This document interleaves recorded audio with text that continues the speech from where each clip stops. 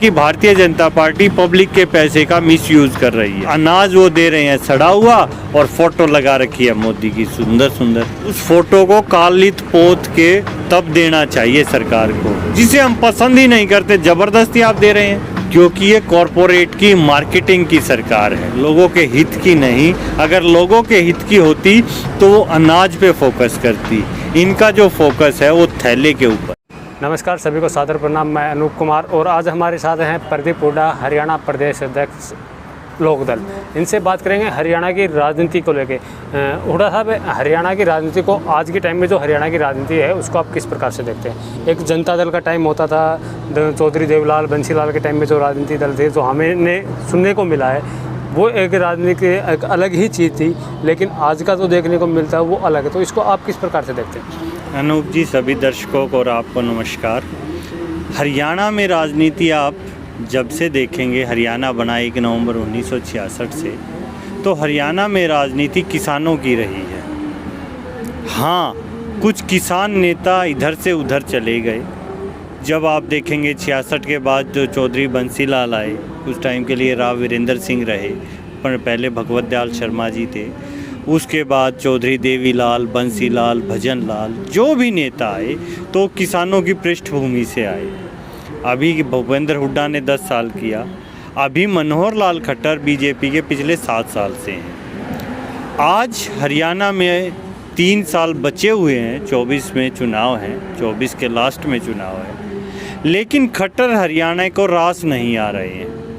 उसका कारण यही है कि खट्टर एक किसान नहीं है, वो किसी किसान गुट से नहीं आते हैं, किसी किसान समूह से नहीं आते हैं। लेकिन उनके जो सपोर्टर पार्टी है जेजेपी, उनके जो उप मुख्यमंत्री बना रखे हैं दुष्यंत चौटाला, वो तो एक किसान फैमिली से। बिल्कुल सही उत्तर दिया अनूप जी, आपके प्रश्न में ही आपका उत्तर है। दुष्यंत चौटाला, जिसे किसान ही माना था लोगों ने, लेकिन दुष्यंत चौटाला जब चुनाव का प्रचार कर रहे थे तो उन्होंने खुद अपने मुख से ये कहा था कि हम बीजेपी को समर्थन नहीं देंगे।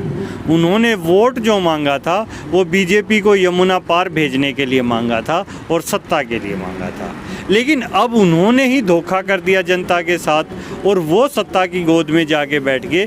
इसी वजह से आज भारतीय जनता पार्टी के हरियाणा में बड़े बड़े जो किसान नेता पहले रहे हैं, उन्होंने एक बात कही थी कि अपने काम करवाने के लिए सत्ता में भागीदारी जरूरी है। तो सत्ता में भागीदारी करने के लिए उन्होंने बीजेपी को सपोर्ट किया नहीं। अगर उन्हें सपोर्ट करना था तो अच्छे से बोलना चाहिए था। किसान जो है वो भोला है, भरोसा कर लेता है, जैसे मोदी जी पे भी उन्होंने किया। तो जब किसान भरोसा कर रहा है तो उसके भरोसे को नहीं तोड़ना चाहिए। लोकतंत्र में जनता की आवाज़ बनना चाहिए, नेता की आवाज़ नहीं।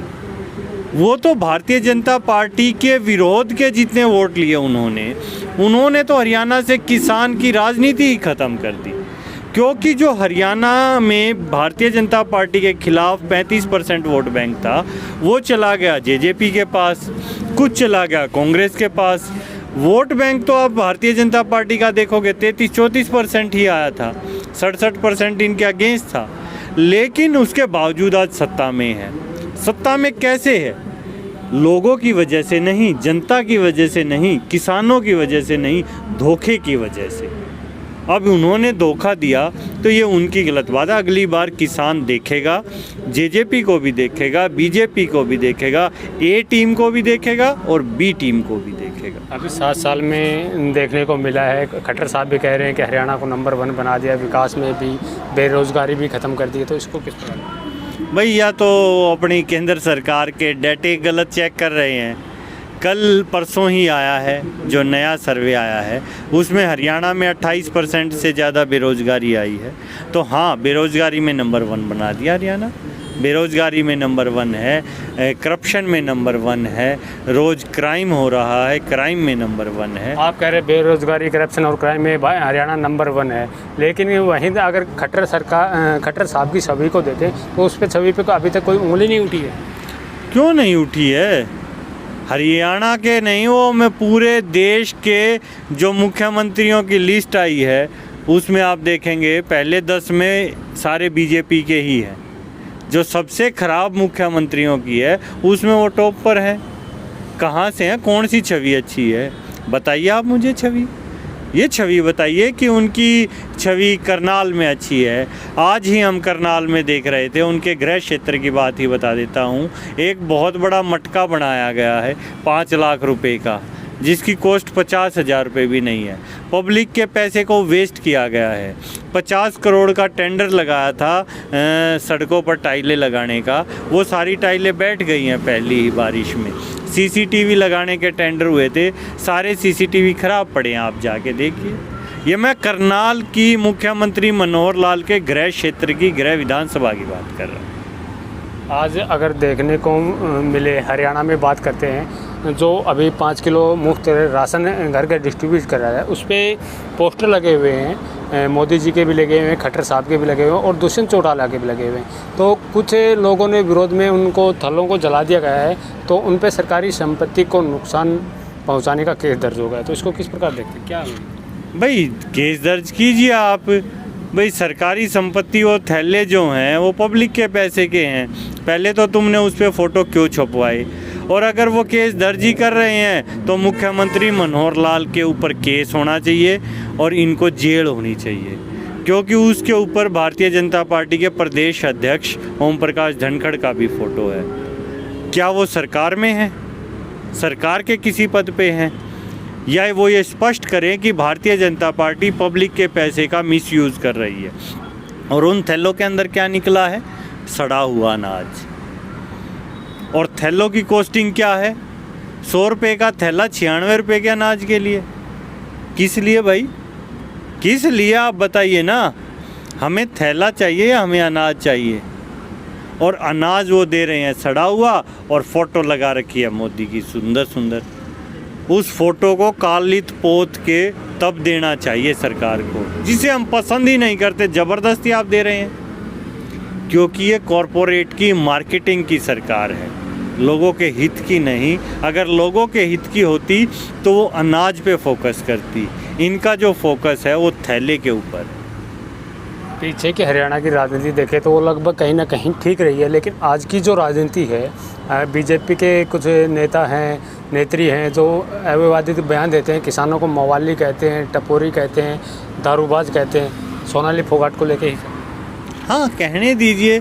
मैं ऐसे नेताओं की क्या बात करूं? ना वो किसी मंत्री पद में हैं, कोई विधायक भी नहीं है, कुछ है नहीं, तो मैं क्यों मामले को तूल दूँ? क्या पता क्या कह रहे हैं। देश में असामाजिक तत्व बहुत सारे हैं, उनकी मानसिक स्थिति क्या है, वो क्या सोचती हैं, मुझे इससे कोई लेना देना नहीं। हाँ, देश के किसानों का सम्मान कीजिए। जो भी व्यक्ति ऐसी भाषा बोलता है वो पहले चेक करे और उसके बाद ही देश के किसानों के बारे में कोई बात कहे, क्योंकि ये देश का किसान ही है जो अन्न उत्पादन करता है, सब्जी उत्पादन करता है, और रोज़ उसकी ज़रूरत पड़ती है। शायद डॉक्टर इंजीनियर की ज़रूरत हमें डेली ना भी पड़ती हो, लेकिन सुबह हम खाना खाते हैं, दूध पीते हैं, तो किसान के घर से आता है। किसान का बेटा ही जवान है जो देश की रक्षा कर रहा है, जिसके कारण हम रात को चैन से सो पाते हैं। आपने दुष्यंत चौटाला की बात की कि उसने किसानों को धोखा दिया है, और वहीं दुष्यंत चौटाला के या उनकी पार्टी के बयान देखे तो उन्होंने साफ तौर पे कह रखा है कि MSP पर अगर आँच भी आई तो मैं इस्तीफ़ा दे दूँगा। आई हुई आँच, दे दो इस्तीफ़ा, या दिखा दे कि 100% खरीद MSP पे हुई है। बताए, देश में 6% अनाज की खरीद होती है, सरकारी आंकड़े हैं MSP की। अगर सत्यवादी हैं और ये बात कही है तो इस्तीफ़ा तुरंत दे देना चाहिए। अगर 100% MSP की खरीद होती तो अभी तो किसान बहुत रईस हो जा चुका होता। कहाँ हुई खरीद? किस चीज़ की कही? मक्का की कितनी खरीद हुई? आपके चैनल के माध्यम से मैं चैलेंज करता हूं, अगर हरियाणा में मक्का की 100% खरीद हुई है MSP पे तो हम आंदोलन जोड़ देंगे, ना तो मुख्यमंत्री इस्तीफ़ा दे दें। अब जो लोगों पे थैला जलाने के कारण उन पे सरकारी संपत्ति को नुकसान पहुंचाने का जो आरोप लगा है, FIR दर्ज हुई है, उसी को लेके मेरा एक सवाल है। आप जो भी राजनीतिक पार्टी होती है जो सरकार में नहीं होती वो अपोजिशन में ही मानी जाती है, आपको सवाल नहीं उठाना चाहिए कि किसान जब पंजाब से चल के दिल्ली की तरफ आए थे तो हाईवे तक खुदवा दिए गए थे, तो उसको लेके हाईवे खुदवाने वाले जो अधिकारी थे उन पे या प्रदेश के मुखिया के ऊपर केस होना चाहिए? हाँ बिल्कुल, विपक्ष की जिम्मेदारी है, और शायद तभी मैं यहाँ बैठा हूँ आप देख रहे हैं, मैं 5 जून को जब ये अध्यादेश लेके आए उसके बाद तुरंत लोकदल ने उसी दिन से विरोध प्रदर्शन शुरू किया था। 20 जुलाई 2020 को जो टोल रोको हुआ था उसके अंदर हमने रोहतक में ज्ञापन दिया था। उसके बाद 10 सितंबर जो पीपली लाठीचार्ज हुआ, वहाँ किसानों के प्रतिनिधि के रूप में हम गए थे, वहाँ चढ़ूनी जी के साथ खड़े थे। आज 9 महीने से इस आंदोलन में हम किसानों के साथ कंधे से कंधा मिलाकर खड़े हैं, आप देख रहे हैं आकर। और जिन्होंने वो सड़कें खुदवाई थी, सरकार में जिन्होंने लाठी चलवाई है, सबका हिसाब है। सत्ता बदलती रहती है, सत्ता बदलने दीजिए, एक एक चीज़ का हिसाब लिया जाएगा, एक एक चीज़ का। आप लोक दल के हरियाणा प्रदेश अध्यक्ष होने के साथ साथ में उत्तर प्रदेश के भी प्रभारी हैं, तो उत्तर प्रदेश में जो योगी जी कहते हैं कि नंबर 1 यूपी बना दिया, गुंडा राज हमने ख़त्म कर दिया, 2022 में टंके की चोट पर सरकार लेके आएंगे, तो लोक दल अपनी कहाँ तक पहुँच बना पाएगा उत्तर प्रदेश? भाई लोक दल सत्ता में आए या ना आए, लेकिन लोक दल लोगों के दिलों में ज़रूर है, ठीक है। लोक दल आज किसानों के साथ यहाँ खड़ा है। जो जेजेपी बीजेपी है वो सत्ता पक्ष होकर आराम कर रही है। उसने मोदी की गुलामी की है और शाह की गुलामी की है। आज मुख्यमंत्री हरियाणा के वो गुलाम हैं, उन्हीं की मानते हैं, लेकिन हम किसानों के साथ खड़े हैं और किसानों के साथ डट कर रहेंगे, आखिरी सांस तक लड़ाई लड़ेंगे और जीत कर जाएंगे। और जिन्होंने ये बुरे काम किए हैं, किसानों को जो 9 महीने तक परेशान किया है और अभी भी परेशान कर रहे हैं, इनसे एक एक चीज़ का हिसाब लिया जाएगा। लोक दल की एक पुरानी कहावत है, लोक दल की दोस्ती और दुश्मनी चैनियों तक चलती है, तो ये सत्ता पक्ष आज याद रखे।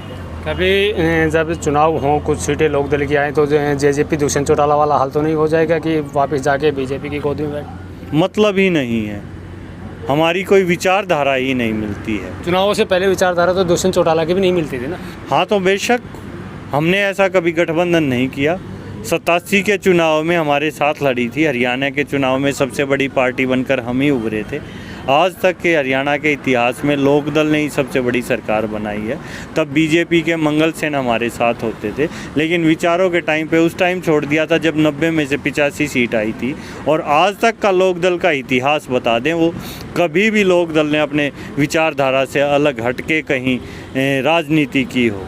हम लोक दल की विचारधारा चौधरी चरण सिंह जी की, चौधरी देवीलाल जी की, चौधरी छोटू राम जी की, उनकी विचारधारा के साथ चलने वाले लोग हैं। हम इनके साथ सत्ता के लोभ लालची लोग नहीं हैं। अभी यूपी में चुनाव हुए 2022 में, भाजपा ने तो अपना रुख साफ स्पष्ट कर दिया है कि यूपी नंबर 1 प्रदेश बना दिया, 4 लाख रोजगार हम पर ईयर दे रहे हैं। तो लोक दल के क्या मुद्दे रहेंगे यूपी चुनाव में? लोक दल का सबसे बड़ा मुद्दा किसान है। किसान का बेटा है जिसको रोज़गार की तलाश है। अगर रोज़गार देश और प्रदेश में लाना है आपने, तो उसी से देश चलेगा। रोज़गार अच्छा होगा, क्राइम भी नहीं होगा, देश की तरक्की भी होगी, आम आदमी की जेब में पैसा भी होगा। तो किसान ही रोज़गार उत्पन्न करता है। चौधरी चरण सिंह जी ने कहा था, शायद आपको याद होगा, कि देश की तरक्की और खुशहाली का रास्ता गांव से होकर गुजरता है। गांव में हमें छोटे रोज़गार उत्पन्न करने होंगे, छोटी छोटी कॉटेज इंडस्ट्रीज़ लगानी होंगी। तो गांव से ही जो चीज़ होगी तभी देश की तरक्की करेगा। आज देश में आप देखिए, एक शहर में एक व्यक्ति 2-3 हज़ार रुपये की रेहड़ी से बिज़नेस स्टार्ट करता है, वो अपना खर्चा आराम से चलाता है शहर में। गांव में किसान जब खेती करता है तो 2-3 हज़ार का तो डीजल लग जाता है ट्रैक्टर से उसको ज़मीन को ठीक करने में, और उसकी फसल 3 महीने बाद आती है। उसे ये भी पता नहीं होता कि फसल आएगी भी या नहीं आएगी, सूखे बारिश की मार। तो जो गांव से एकदम ड्रेन करके शहर में लाया गया है, आप इन दोनों की कैलकुलेशन करना कभी। एक शहर में रेहड़ी लगाने वाला व्यक्ति और एक गांव में खेती करने वाला किसान, कौन ज़्यादा पैसे कमा रहा है? जानबूझकर शहरों को इस तर्ज पर डेवलप किया गया है कि गाँवों को ड्रेन कर दिया गया है। लोक दल का सपना है दोबारा से गांव को एस्टेब्लिश किया जाए। इस देश की जो आत्मा है वो गांव में बसती है। गांव से हम दोबारा से कॉटेज इंडस्ट्री से रोज़गार उत्पन्न करेंगे या कृषि से करेंगे, इन सभी चीज़ों से हम देश को आगे लेके जाएंगे। आपको नहीं लगता जब से बीजेपी सरकार आई है अपोजिशन कहीं ना कहीं कमज़ोर हुआ है? जैसे पहले केंद्र में कांग्रेस की भी सरकार रही है और भी सरकारें रही हैं, तो अपोजिशन कोई भी महंगाई बढ़ती थी तो सड़कों पे आती थी, प्रोटेस्ट करती थी। कांग्रेस सरकार में जब महंगाई पे तेल पेट्रोल बढ़ जाता था तो भाजपा भी विरोध में आती थी। तो इस प्रकार का अब किसान आंदोलन के अलावा किसी चीज़ का कोई खास विरोध दिखाई नहीं दे रहा देश में। देखिए अनूप जी, आपने शायद शब्द यूज़ किया जो बीजेपी की सरकार, ये बीजेपी की नहीं, कॉरपोरेट की सरकार है। अगर जनता की सरकार होती तो जनता की बात सुनती। और बार बार जो आप कह रहे हैं विपक्ष कहें सत्ता पक्ष कहें, वो खुल के क्यों नहीं आ रहा है? उन्हें डरा दिया गया है। ईडी, सीबीआई, इनकम टैक्स जो सरकार के देश के विभाग देश के विकास के लिए होते थे, आज वो इन सांसद और विधायकों की निगरानी के लिए हैं। इनकी फाइल खोल दी जाती हैं सांसदों को। और किसी पार्टी डर तो उसी आदमी को होगा ना जिसने गलत किया, उन्होंने कुछ गलत किया होगा तभी डरे। हाँ, तो गलत करने वालों को ही तो लेके आए हैं, ये सही किसको लेके आए हैं? नहीं, मैं अपोजिशन की बात कर रहा हूँ। आप कह रहे हैं कि अपोजिशन को डरा दिया गया है। अपोजिशन है कहाँ? किसे अपोजिशन कहेंगे आप? हरियाणा से 10 सांसद जाते हैं, 10 में से 5 सांसद कांग्रेस से हैं। चौधरी वीरेंद्र सिंह उनके बेटे हैं, वो कांग्रेस से थे, वो बीजेपी में आ गए। धर्मवीर जी हैं, वो कांग्रेस से बीजेपी में आ गए। राव इंद्रजीत आज केंद्र में मंत्री हैं, वो कांग्रेस से थे, वो बीजेपी में आ गए। अरविंद शर्मा रोहतक से थे, वो कांग्रेस से बीजेपी में आ गए। रमेश कौशिक थे, वो बीजेपी में आ गए। कहाँ किसकी कहेंगे आप? क्या कहूँ इसे? 10 में से 5 वो हैं। इसे भारतीय जनता पार्टी की सरकार कहूँ या कॉरपोरेट्स की कहूँ या डर की कहूँ? किसकी सरकार है ये? इन्होंने जितने थे गलत थे। जो बीजेपी में आ जाता है उसे गंगा नहाया कर देते हैं, वो शुद्ध है। क्यों भाई? बस पैसा खिला दो या सीबीआई ईडी की रेड मार दो। आज किसान आंदोलन को क्यों नहीं तोड़ पा रहे हैं ये? क्योंकि किसान गरीब है देश का, और गरीब की फाइल खोलो ईडी की। आज आपको बता रहा हूँ आपके माध्यम से, आज मोदी से कोई टकराएगा तो गरीब किसान टकराएगा। नहीं, ये आप किसानों की बात आई है तो कृषि मंत्री ने तो पहले स्पष्ट भी कर दिया था एक मीटिंग में इशारे में कि हमारे पास भी जितने के किसान नेता बने हुए इनकी फाइल रखी हुई है, वक्त आने पे खोल देंगे। हाँ तो खोल दें, लेकिन आंदोलन सिर्फ किसान नेताओं का नहीं, किसानों का है। खोल दें फाइल। अगर वो नहीं खोलेंगे तो किसान खोलेगा। लिख लीजिए आप ये बात।